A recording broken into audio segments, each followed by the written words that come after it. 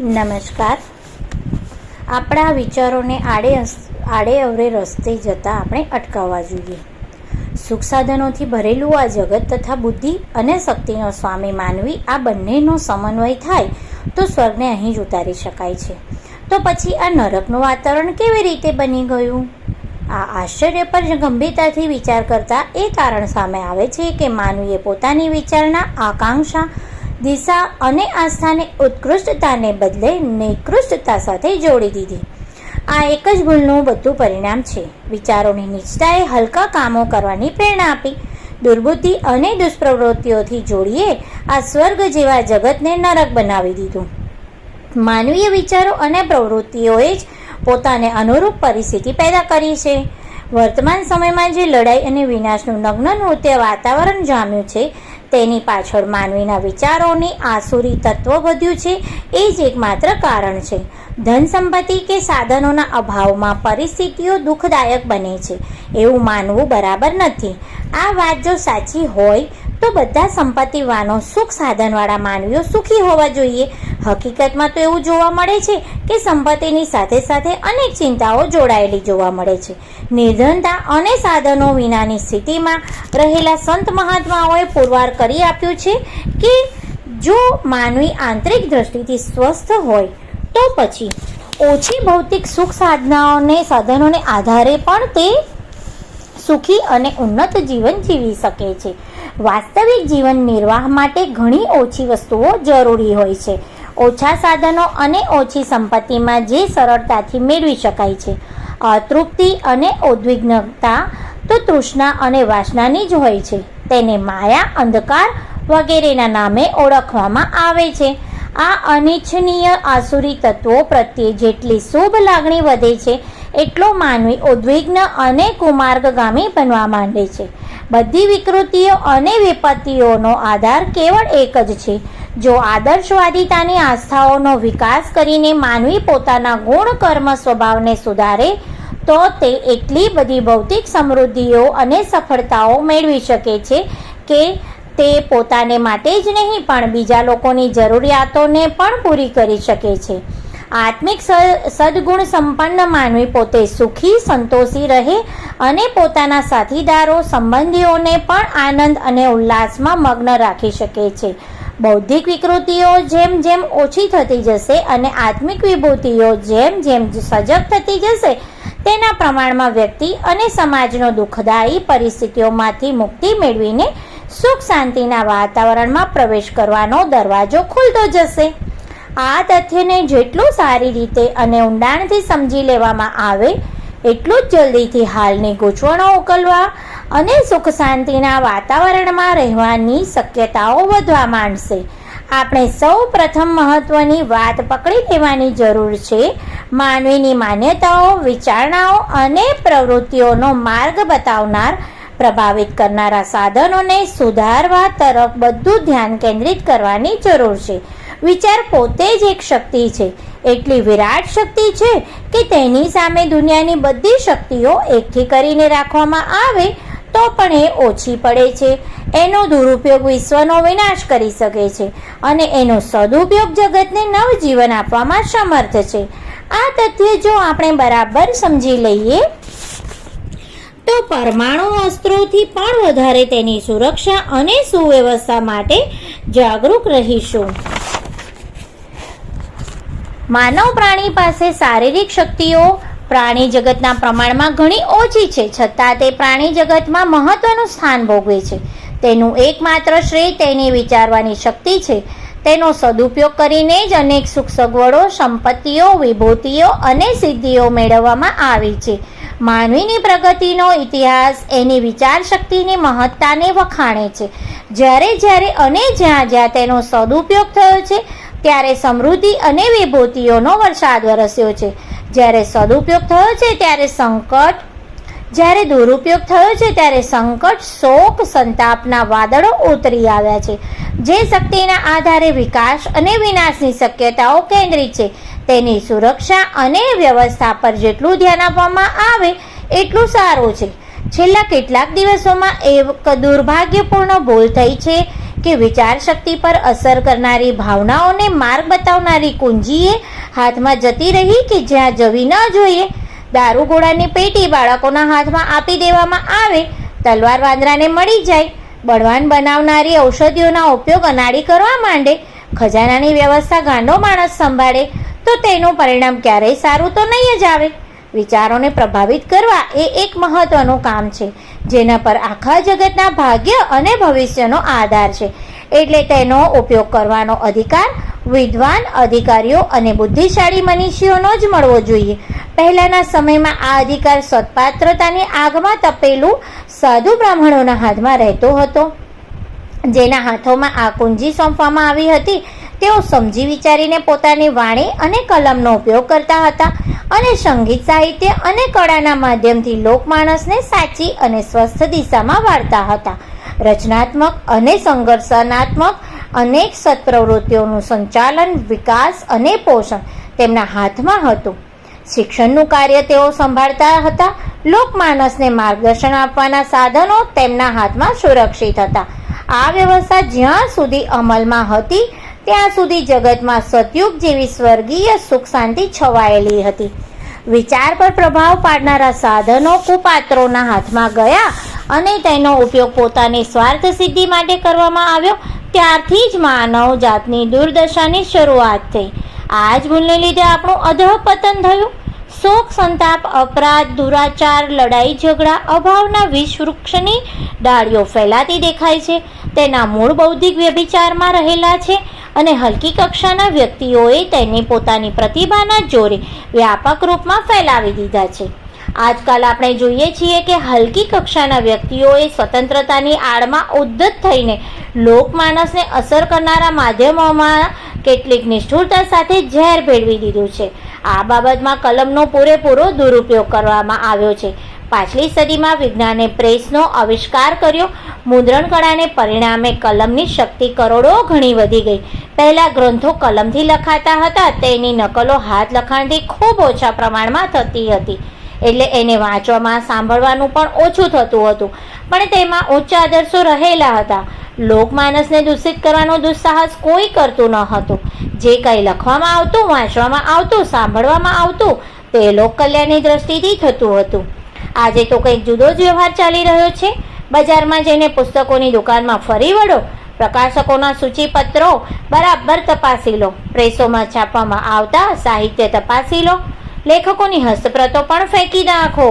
આ બધી જ બાબતો એકઠી કરીને જો તેનો હિસાબ માંડો કે એમાંથી નિષ્કર્ષ શું નીકળે છે, શા માટે આ બધું કરવામાં આવે છે, વિચારોને પ્રભાવિત કરનારું આટલું મોટું તંત્ર શું કરી રહ્યું છે? આ સાહિત્ય લેખન, મુદ્રણ, પ્રકાશન, વેચાણના કાર્યોની પાછળ સ્વાર્થ રહેલો છે. મૂડીવાદી વ્યક્તિગત સ્વાર્થ સિદ્ધ થતો સ્પષ્ટ દેખાઈ આવે છે. આ બધું ફક્ત સ્વાર્થ માટે કરવામાં આવતું હોય છે તો તે ચલાવી લેવાય, પરંતુ આ તો લોકોની પશુવૃત્તિને ઉશ્કેરે છે. સાહિત્યનો ઉપયોગ કરનારાઓને પતનને માર્ગે લઈ જાય છે અને તેના દ્વારા પોતાને કમાણી કરે છે. આ તો ખરેખર નિંદાજનક કાર્ય કહેવામાં આવે છે. લૂંટારા, ખિસ્સાકાતરું, ડાકુઓ, હત્યારાઓ તો એક વ્યક્તિને એક જ વખત નુકસાન પહોંચાડે છે. તેથી તેમને સમાજ માટે નુકસાનકારક ઓછા કહી શકાય. લોકમાનસને નિંદાજનક કાર્યોમાં જોડીને પતનને માર્ગે લઈ જાય, કાયમી ધોરણે જિંદગી પાયમાલ કરી નાખે, જેથી માનવી ક્યારેય ઊંચો ના આવે, એવી રીતે સ્વાર્થ સાધવો તે નિંદાજનક કૃત્ય છે. ધન લૂંટવાનું કામ ચોરનું છે. તેથી લૂંટનારાને ધનની તંગી પડે છે. તે વધારે મહેનત કરીને ઉપાર્જન, બચત, કરકસર, તંગી અથવા કોઈ પણ પ્રકારે કમાઈને અથવા તો બીજાની મદદથી આગળ આવી શકે છે. ડાકુ ઘાયલ કરે કે મારી નાખે છે, મર્યા પછી નવું શરીર મળે છે, અથવા તો ઘાયલ થયેલાની સારવાર સાજા થઈ શકે છે. મૃત્યુ થાય તો તેનું નુકસાન તેના કુટુંબીજનોને થાય છે. આમ ચોર, ડાકુ, લૂંટારાઓ સમાજને મર્યાદિત પ્રમાણમાં જ નુકસાન પહોંચાડતા હોય છે. જ્યારે સ્વાર્થી તત્વો સાહિત્યના માધ્યમથી દુષ્પ્રવૃત્તિઓ ફેલાતું ઝેરી વૃક્ષ રોપે છે, જેનું દુષ્પરિણામ અનેક લોકોને પ્રભાવિત કરે છે, જે આત્મિક પતનનો માર્ગ મોકળો કરે છે. તેનાથી સમાજને પારાવાર નુકસાન થાય છે. આમ અત્યાચારી ડાકુ કરતાં સમાજની કુસેવા કરતાં પ્રકાશક વધારે પ્રમાણમાં દુરાચારી સિદ્ધ થાય છે, કેમ કે તેમના પરિણામે બુદ્ધિ અને કુકર્મ અસંખ્ય લોકોને પતનના માર્ગે લઈ જાય છે. હાલમાં બજારમાં સાહિત્ય મળે છે તેમાંથી 2/3 ભાગના સાહિત્યનો હેતુ માનવીની પશુવૃત્તિને ઉત્તેજવાનો હોય છે, કેમ કે માનવીની અંદર પશુવૃત્તિ વ્યાપક પ્રમાણમાં રહેલી છે. તેને સહેલાઈથી ઉત્તેજિત કરી શકાય છે. આવું પશુતા ભડકાવનારું સાહિત્ય લોકોને ગમે છે તે માંગીને કે ખરીદીને મેળવી શકે છે. આમ પ્રકાશકોને તો લોકો જે પ્રકારનું સાહિત્ય વધારે માગતા હોય તે વધારે વેચીને વધારે આવક ઊભી કરવામાં લાભ દેખાય છે. આવી નીતિ જ્યારથી સાહિત્ય પ્રકાશને ક્ષેત્રે અપનાવવામાં આવી ત્યારથી નિંદિત, ઘૃણાસ્પદ અને બીભત્સ સાહિત્યની ભરતી આવી અને બજાર બદલાઈ ગયું. જે ભાવનાત્મક વિકૃતિ ઉત્તેજનામાં ધંધામાં અબજો રૂપિયાની મૂડી રોકાય, લાખો માનવોનો શ્રમ લેવામાં આવે, હજારો પ્રતિભાશાળી પ્રતિભાઓનો ઉપયોગ થાય, તેનું પરિણામ તો ભયંકર આવવાનું જ. જે પ્રયોજન માટે આ બધું કરવામાં આવે છે તેનું પરિણામ હાથોહાથ સામે આવી રહ્યું છે. લોકમાનસ દિન પ્રતિદિન હલકું થતું જાય છે. શાળાના અભ્યાસક્રમને લગતા પુસ્તકોને બાદ કરતા લગભગ બધા પ્રકાશનો લેખન કામોત્તેજક, અજ્ઞાન, ભ્રમ ફેલાવનારા, જાસૂસી, પ્રપંચ, ખૂની પ્રવૃત્તિઓ વધારનારા જ જોવા મળે છે. ધર્મ, નીતિ, સદાચાર, વિવેક, આધ્યાત્મ, દર્શનની કસોટી પર ઉત્તમ સાબિત થતું સાહિત્ય ભાગ્યે જ જોવા મળે છે. હલકા સાહિત્યની જ્યાં બોલબાલા હોય છે ત્યાં બીજા સાહિત્યને કોઈ જોતું નથી. ગંદી નવલકથાઓ આંધીની ઝડપે છપાય છે અને તોફાનની જેમ વેચાય છે. પત્રપત્રિકાઓમાં અશ્લીલતા વધારનારા, ઉચ્છૃંખલતાને ઉત્તેજન આપનારા, નિંદિત કાર્યોને ઉત્તેજનારા તત્વો વધતા જાય છે. હવે તો એમ લાગે છે કે જાણે સાહિત્ય સૃજનનો એક જ હેતુ બાકી રહી ગયો છે: માનવીની વૃત્તિઓને ભડકાવીને પતનને માર્ગે ધકેલવી અને એ મળદા માટે કફન ખરીદીને પોતાનો સ્વાર્થ સિદ્ધ કરવો. આ વાત જેને લાગુ પડતી નથી એવા અને સારા શુદ્ધ સાહિત્યના લેખક, પ્રકાશક અને મુદ્રક વેચાણ કરનારા મુશ્કેલીથી મળી આવે છે. સાહિત્ય પછીના ક્રમે સંગીત અને કળા આવે છે. આ ક્ષેત્રમાં આસુરી તત્વની કાળી છાયા તો 2 ડગલા આગળ છે. હવે આત્માને વિકાસના માર્ગે લઈ જનારા, જીવન તત્વના સ્વરૂપ અને હેતુને સમજાવનારા, શ્રદ્ધા અને કરુણા જગાવનારા, ત્યાગ અને બલિદાન માટે પ્રેરણા આપનારા ગીતો પ્રયત્નપૂર્વક શોધવાથી પણ મળશે નહીં. ભાગ્યે જ ક્યાંક વાંચવા સાંભળવા મળશે. એવા સ્તરના કાવ્યોના પુસ્તકો ભાગ્યે જ મળે છે. કવિતાના ક્ષેત્રોમાંથી આવા તત્વોનો બહિષ્કાર કરવામાં આવ્યો હોય એવું લાગે છે. કવિ આવું લખવાની તકલીફ લેતો નથી. હવે પ્રેયસી જ આરાધ્ય બની ગઈ છે અને નયનના બાણથી ઘાયલ અને પાયલના ઝણકાર પર મુગ્ધ, અધરામૃતના પાન માટે વ્યાકુળ, વિરહ વિયોગી, રૂપવતી વિના બેચેન, મધુશાળામાં ઉન્મત્ત કવિની રચનાઓએ જ નજરે ચડશે, પ્રસિદ્ધ થાય છે અને વેચાય પણ છે. ધનની આવક પણ તેમાંથી જ થાય છે. તો પછી તેના સારા ખરાબ પરિણામોનો વિચાર કોણ કરે? વહેતી ગંગાના પાણીમાં હાથ ધોઈ લેવાની તક કોઈ જવા દેતું નથી. તો કવિ શા માટે બાકી રહી જાય? સંગીતની આગેવાની ફિલ્મી ગીતો કરી રહ્યા છે અને તેની જ રેકોર્ડ લાઉડસ્પીકર પર સંભળાઈ રહી છે. સેલોન રેડિયોમાંથી માંડીને દિલ્હી રેડિયો સુધી એ જ હવે આવે છે. સિનેમા જોઈને આવનારા લોકો તો રૂપવતી નાયિકાને મુખેથી ગવાતા ગાયનોની કડીઓ લલકારતા તેના માદક નશામાં ડોલતા આવતા જોવા મળે છે. જેને સિનેમાને પડદે જોઈને આવ્યા હોય છે, વ્યક્તિગત રીતે ગાવામાં કે સમૂહમાં ગાવામાં, સંગીત સંમેલન, ઉત્સવ આયોજનોમાં ફિલ્મી ગીતો, ફિલ્મી ધ્વનિ અને તેવી ભાવનાઓથી વધારે પ્રમાણમાં જોવા મળે છે.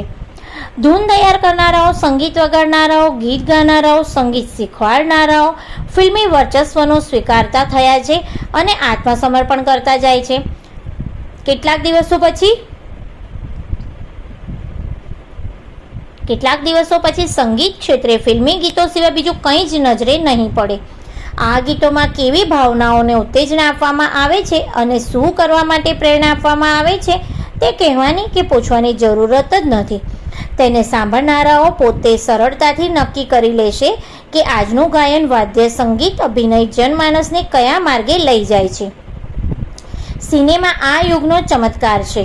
તેણે મનોરંજનના બીજા બધા સાધનોને પોતાના પગ નીચે કચડીને પોતાના એક ચક્રી સામ્રાજ્ય સ્થાપી દીધું છે. પહેલાના સમયમાં જાદુગર, નટ, કઠપૂતળીવાળા, રીંછ, વાંદરા, સાપ વગેરે દ્વારા લોકોના મનોરંજનનું કામ થતું હતું. નાટક, ભવાઈ, અભિનય, નૃત્ય, સાંસ્કૃતિક કાર્યક્રમો પણ અન્ય રીતે ચાલતા હતા. ગરબા, લોકગીતનો જમાનો હતો. રાસલીલા, રામલીલા લોકો જોતા હતા. આ બધું હવે તો ધીરે ધીરે અદૃશ્ય થઈ ગયું છે.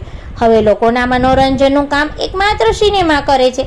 જેને જ્યારે મનોરંજનની ઈચ્છા થાય તે થિયેટરમાં જઈને બેસી જાય છે. લાખો લોકો જે રોજ સિનેમા જુએ છે અને આ ઉદ્યોગોમાં કરોડો અને અબજો રૂપિયાની મૂડી રોકાયેલી છે. કલાકાર, પ્રતિભાશાળી, ચતુર, બુદ્ધિમાન બધા ક્ષેત્રમાં આવવા માંડ્યા છે. એ કહેવાની તો જરૂર નથી કે આ સદીમાં સિનેમાએ આપણને શું આપ્યું છે. ત્યાં શું સાંભળવા, દેખાડવા, સમજાવવા અને બતાવવામાં આવે છે. કોઈ પણ વ્યક્તિ કેટલાક સિનેમા જોઈને પોતે નક્કી કરી શકે છે.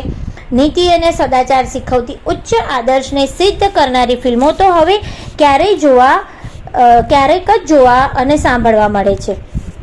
મોટાભાગની ફિલ્મો તો તેમાંથી પ્રેરણા લઈને હલકી વૃત્તિઓને ઉત્તેજન મળે અને પતન થાય એવી જ હોય છે. ફિલ્મ ઉદ્યોગમાં જે વિશાળ જનસમૂહ કામે લાગ્યો છે, ધન અને કળાનો ઉપયોગ થયો છે, તે લોકોના મનોરંજન ઉપરાંત લોકકલ્યાણ પ્રત્યે જાગૃત રહી શક્યા હોત તો તે જનજીવનને ઉર્ધ્વગામી બનાવવામાં મહાન ફાળો નોંધાવી શક્યા હોત. જ્યારે તેનો દુરુપયોગ કરવાનું નક્કી કરી લીધું તો પછી વિનાશ અને પતન સિવાય બીજું શું મળશે? નવી પેઢીને ભાવનાત્મક પ્રશિક્ષણ આજે સિનેમા જ આપી રહ્યું છે અને તેણે નક્કી કરેલા માર્ગે સમજનું ઘડતર થઈ રહ્યું છે. કળાના ક્ષેત્રની અંદર બીજી અનેક પ્રકારની પ્રક્રિયાઓ આવે છે. તેમાં ચિત્રકળા પણ એક જ છે. ચિત્રો બનાવનારા અને છાપનારા અને વેચનારાઓ બીજા લોકોથી પાછળ ના રહી જાય એટલે અવનવી તરકીબો અજમાવતા હોય છે.